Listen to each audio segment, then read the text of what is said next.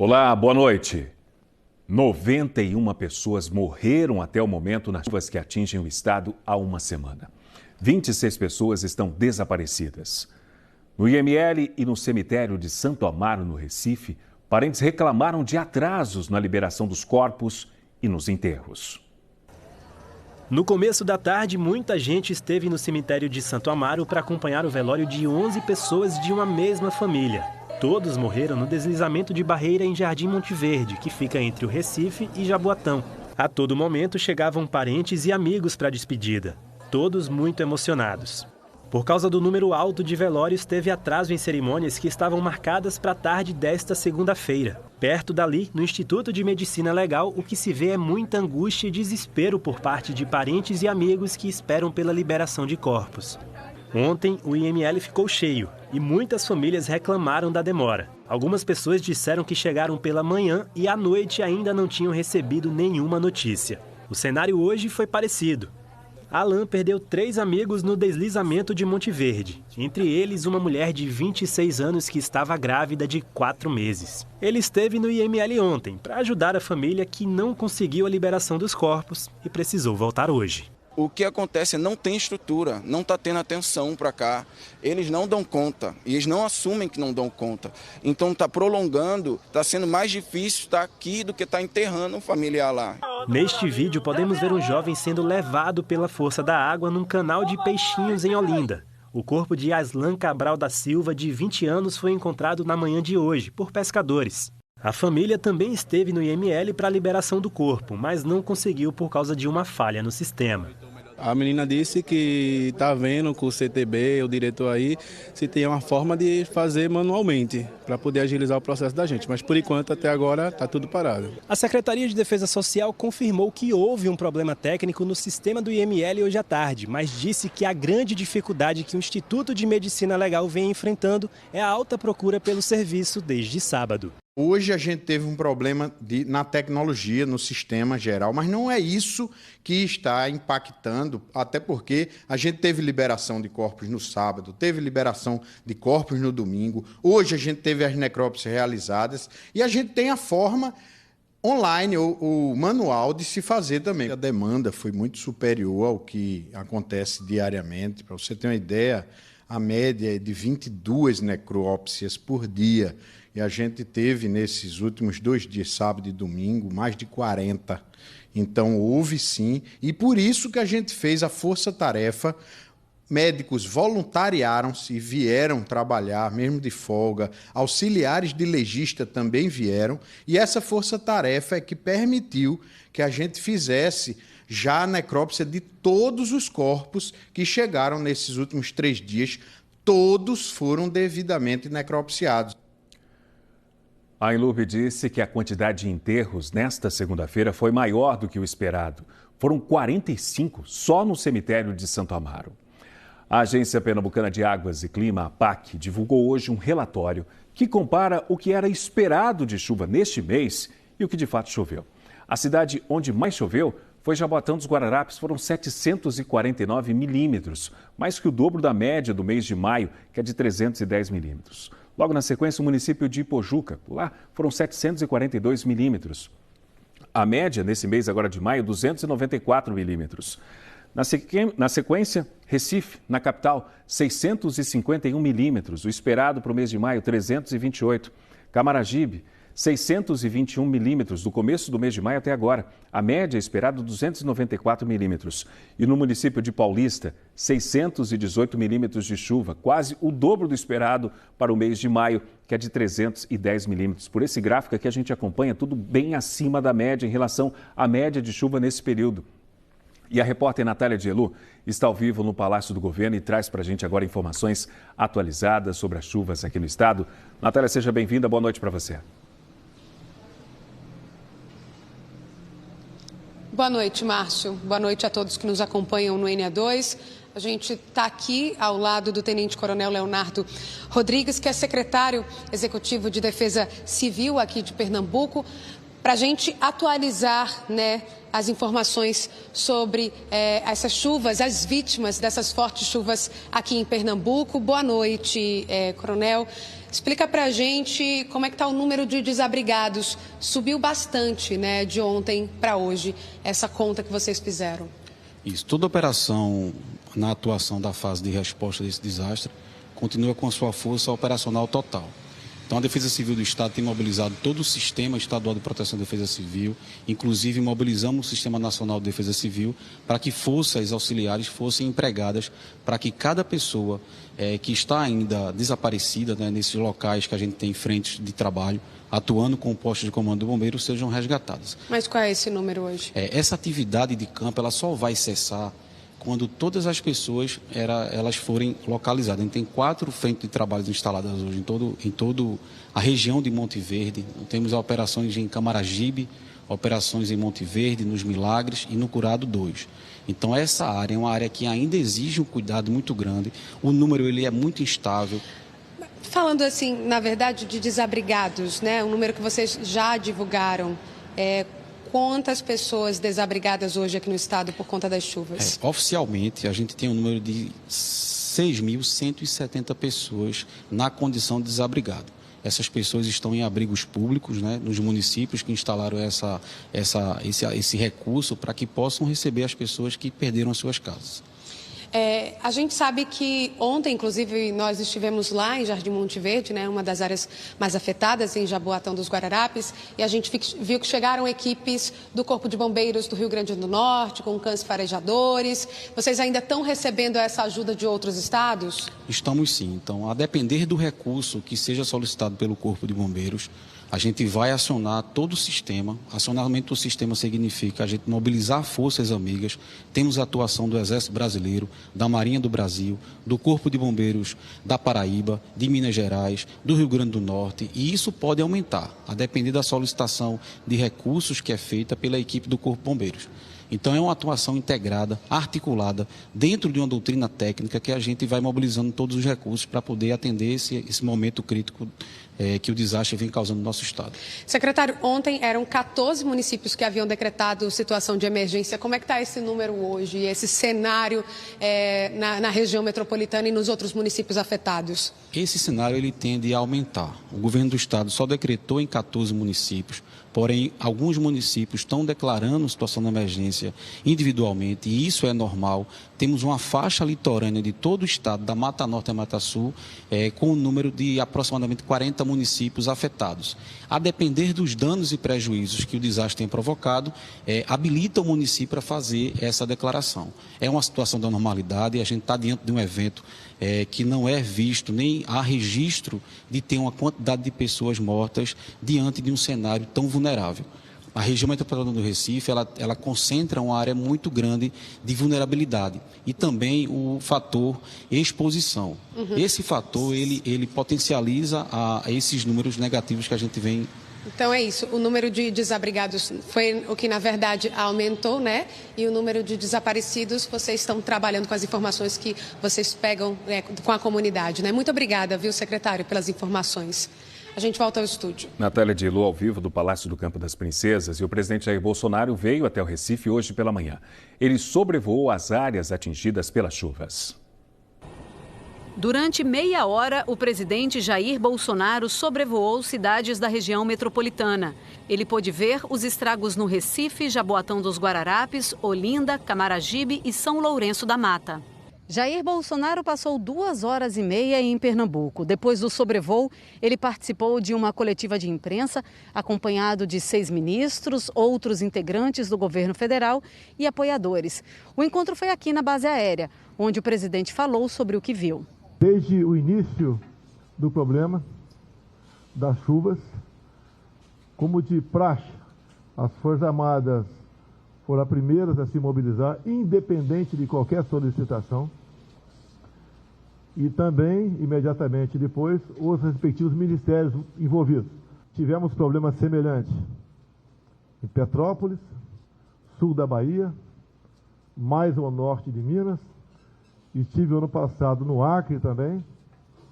Infelizmente, essas catástrofes acontecem. Um país continental, tem seus problemas.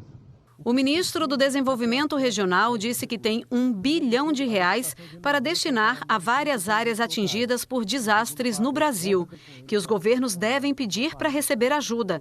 E tudo começa pelo decreto de situação de emergência, que precisa ser reconhecido pelo governo federal. O presidente, logo que as chuvas começaram, assinou 2 medidas provisórias, uma delas já foi aprovada no Congresso Nacional, abrindo R$1 bilhão de crédito extraordinário em favor do Ministério do Desenvolvimento Regional para ações de resposta e de reconstrução. O que é resposta? Resposta é o que a gente faz no primeiro momento. É assistência humanitária, são colchões, kits de higiene, cestas básicas, água, combustível para a equipe de resgate, alimentação para a equipe de resgate. No momento posterior, a gente parte para a reconstrução.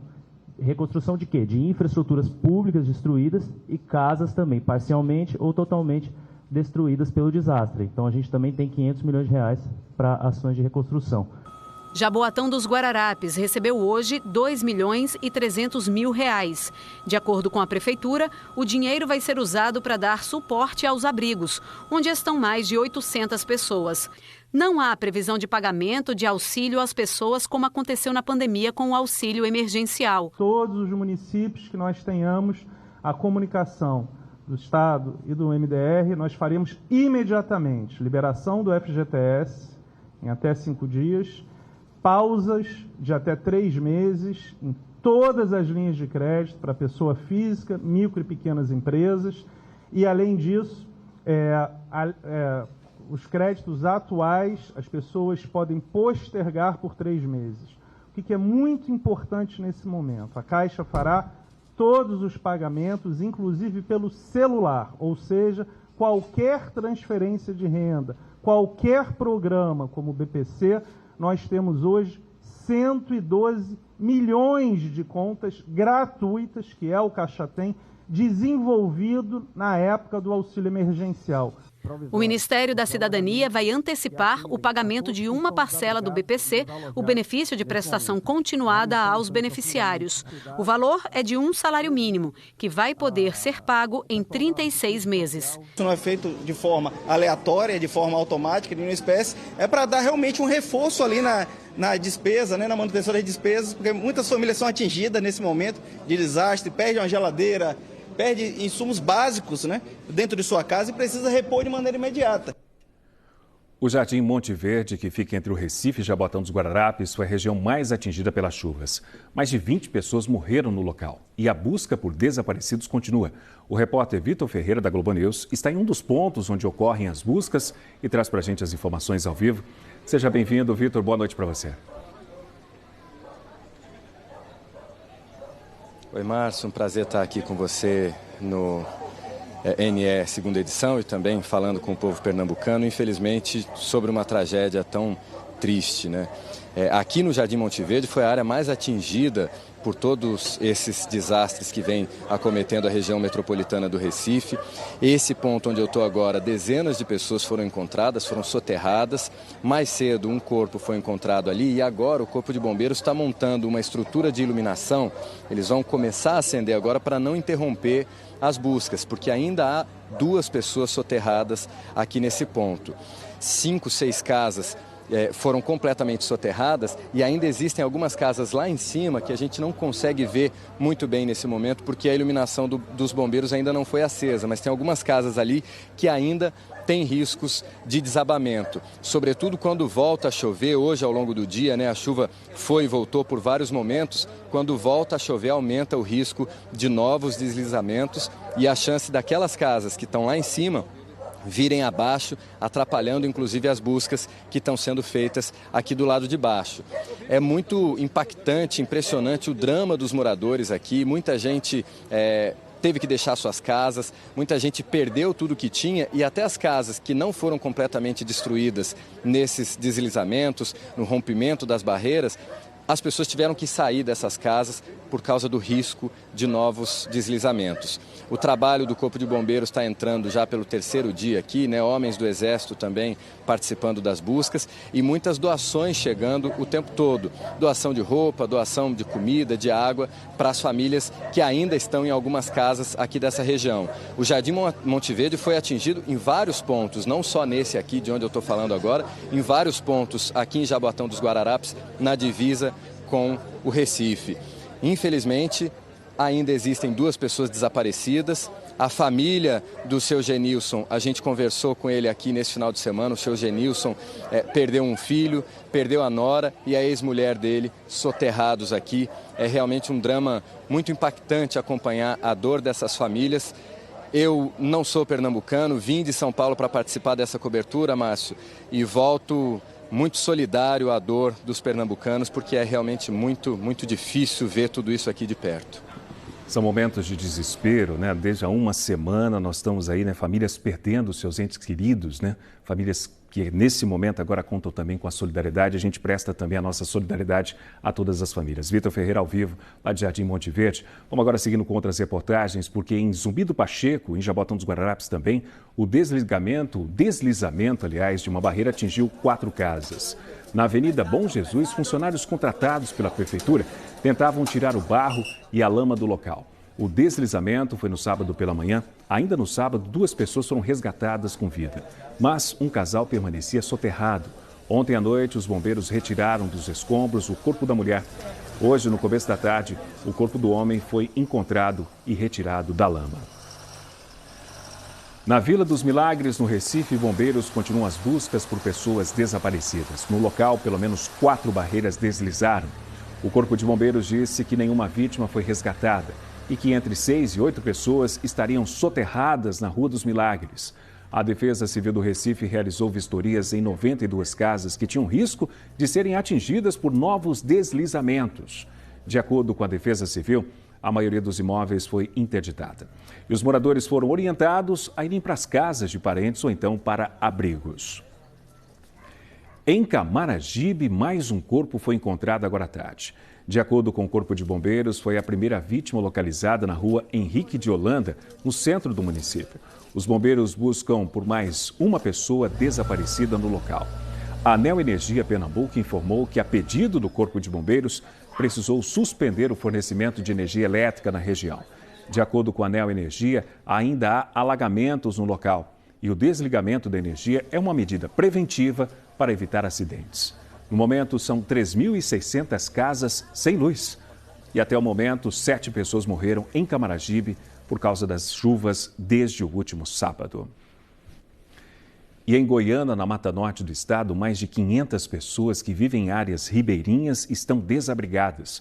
Os rios Goiânia e Tracunhaém transbordaram, deixando ruas da cidade alagadas e casas completamente tomadas pela água. No meio de tantas perdas, gente tentando salvar o que ainda era possível. Tudo ficou debaixo da água da chuva, que se misturou à do canal Goiânia. Do campo de futebol só deu para ver o travessão. E desta casa, apenas o telhado ficou de fora. Todas as outras moradias da Vila Torrinha foram atingidas. Aqui em Goiânia, centenas de pessoas tiveram que deixar as casas. A maioria vivia em comunidades ribeirinhas, como esta aqui, pertinho da BR-101. Foram levadas para abrigos. Deixaram para trás as casas, os eletrodomésticos, roupas e muitas histórias. De acordo com a prefeitura, 500 pessoas precisaram deixar os imóveis onde viviam. Seu Marinésio veio morar aqui faz 2 anos. Nunca imaginou que iria acordar com tudo debaixo d'água. Quando eu me deitei, que fechei a porta, que passei a chave, aí eu fiquei deitado com pouco tempo, aí eu eram as 11 e pouca da noite, aí a cama começou a flutuar. Aí quando eu botei o pé no chão, aí a água já estava no meio da canela. Alguns moradores buscaram abrigos, outros não conseguiram sair a tempo. A enchente não deixou apenas pessoas ilhadas, animais também. De longe, avistamos uma boiada no meio do alagamento. Ninguém conseguiu tirá-los de lá. Rosimere se sensibilizou com os animais domésticos que ficaram nas casas e veio ajudar. As pessoas que saíram dessas casas, né, e estão nos colégios, todo mundo está levando comida para eles, né? Eles estão sendo abastecidos de alimentos, de roupas, mas os animais não. Ontem eu passei aqui e vi vários cachorros aqui nessa BR que não podia descer, hoje já estão lá embaixo. Mas ontem estava aqui em cima, tudo chorando com fome, querendo voltar para suas casas e sem poder. Aí sem comida. Aí hoje eu trouxe alimentos para eles. As pessoas que deixaram as áreas alagadas foram ficar com parentes ou levadas para abrigos da prefeitura. Antônio, a mulher e os 4 filhos foram para uma escola. Uma tristeza para ele sair do local que construiu para viver com a família. A gente trabalhou bastante para a gente chegar o que a gente chegou hoje, ter alguma coisa, no mínimo, né? O mínimo que a gente pode ter é uma moradia digna, né? Eu perdi para mim muita coisa, entendeu? Graças a Deus, primeiramente, eu estou vivo, minha família está bem, graças a Deus. Mas em relação ao objeto, eu perdi praticamente tudo, até documentação, então já era. Na comunidade Baldo do Rio, faltou pouco para a água cobrir totalmente esta casa. Transporte por aqui, só os marítimos. Embarcações passaram o dia levando gente para lá e para cá. Apesar de tudo, a maioria das casas continuam de pé.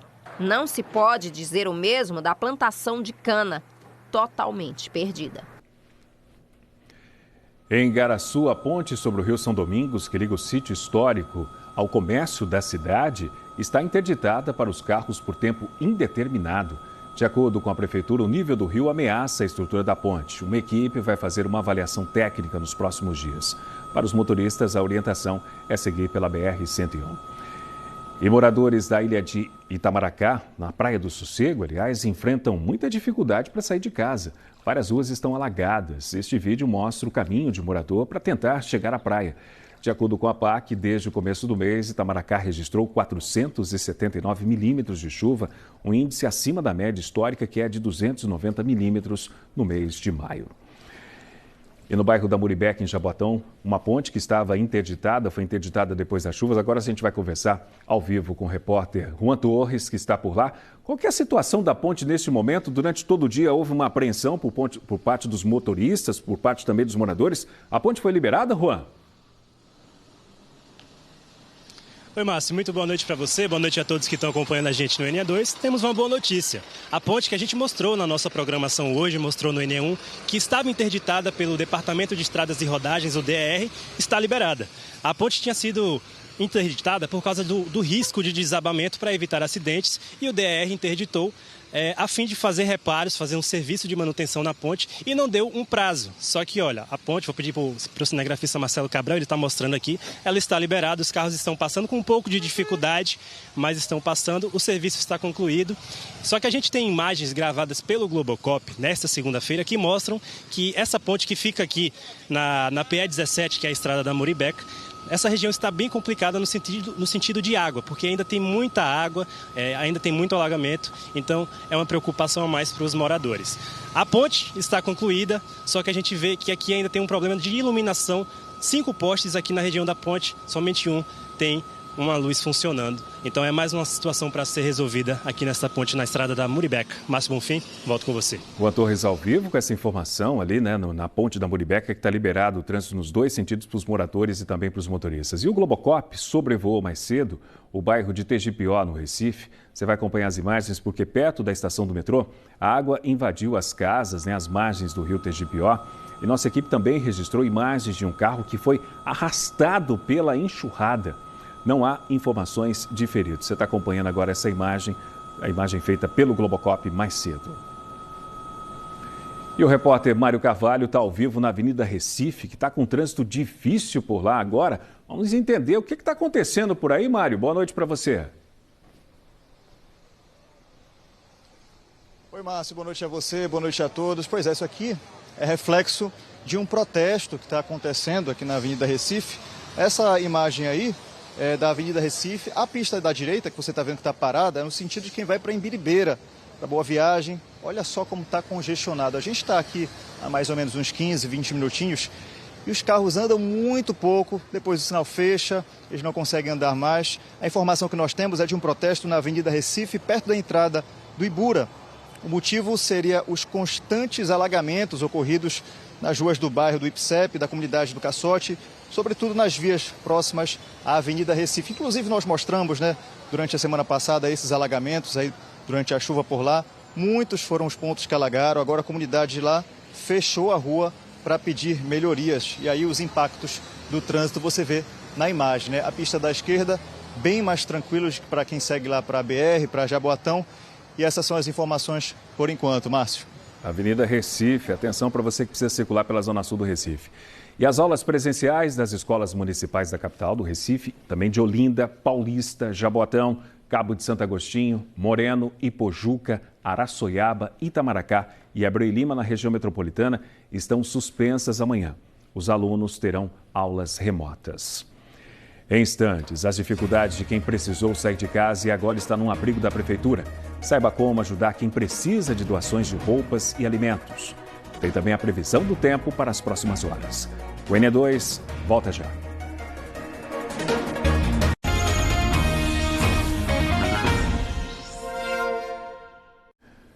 Estamos de volta com os detalhes da previsão do tempo, porque a chuva deve diminuir hoje à noite, durante a madrugada e amanhã, de acordo com a PAC. Estão previstas pancadas de chuva em pontos isolados, mas com intensidade moderada na região metropolitana, na zona da Mata Norte e também na zona da Mata Sul.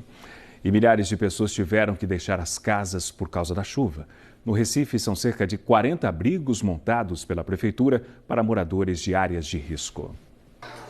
Todas as pessoas que estão no abrigo montado numa escola municipal da zona norte do Recife perderam a casa ou a moradia corre risco de desabar por causa das chuvas e deslizamentos na região. Viviane mora próxima a uma barreira e teve que vir para cá. De terror, né? A pessoa tem medo de estar vendo as tragédias que está acontecendo aí. Eu moro em barreira. Em cima da minha barreira tem um pé de jambre, eu fico com medo se eu vou me embora. Porque se acontece com os outros, acontece com a gente, né? E só eu e ela.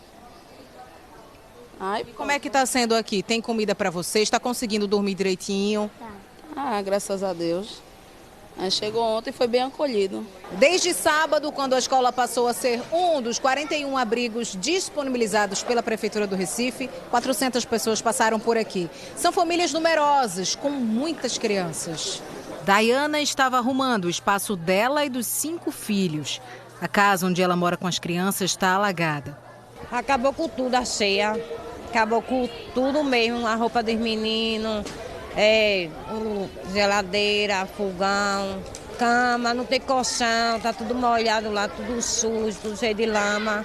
Quando parar a chuva, você vai voltar para lá? Tem que voltar para lá, porque a gente vai para onde? Eles estão aqui porque precisam, mas tem gente que vem para ajudar.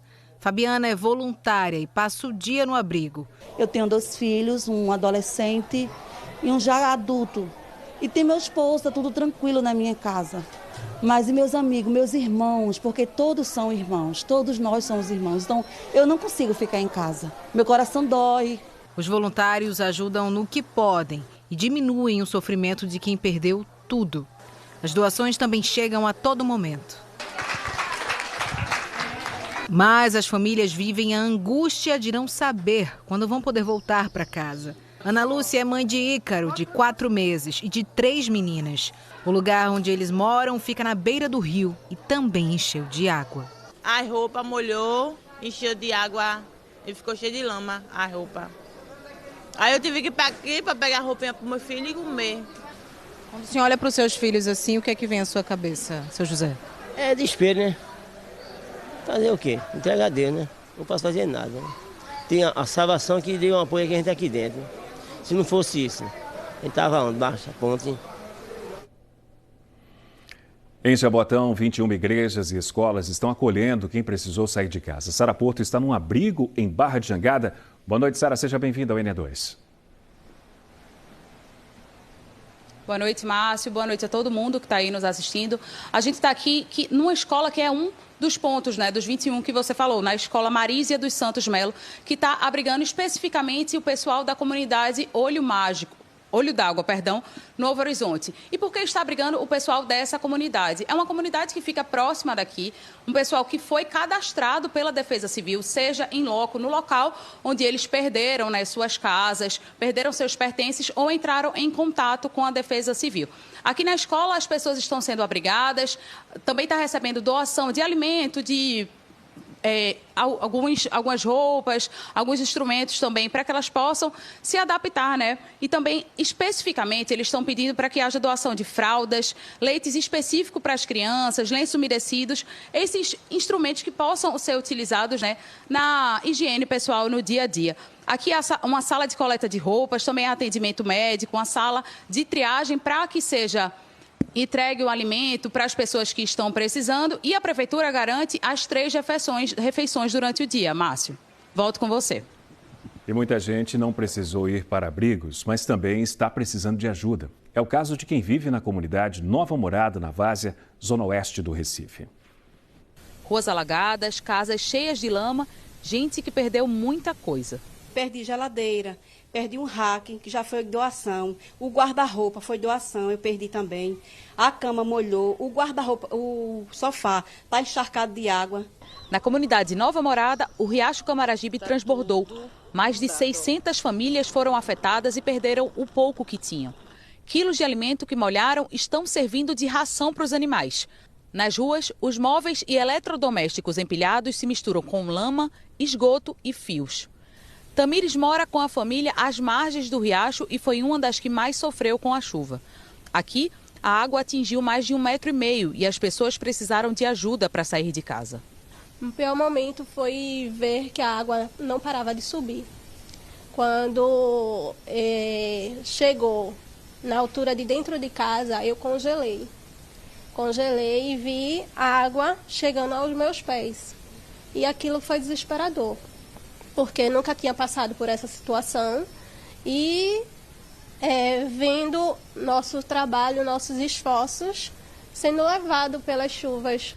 Raíza passou um sufoco. Aos 9 meses de gestação, ela precisou dividir o foco entre as contrações que já está sentindo e a preocupação de tentar salvar algo. Eu estou com 39 semanas, já sentindo contrações e me prendendo, tentando arrumar a casa, né? Logo ao lado, Dona Paula teve a casa inundada. Camas, sofá e móveis perdidos. O que deu para salvar, eu segurei. Mas o que não deu para salvar, saí jogando tudo fora. Lutar para conseguir outro, né? Você encontra instituições que estão arrecadando doações para quem perdeu tudo nessa tragédia na plataforma da Globo. O endereço é paraquemdoar.com.br.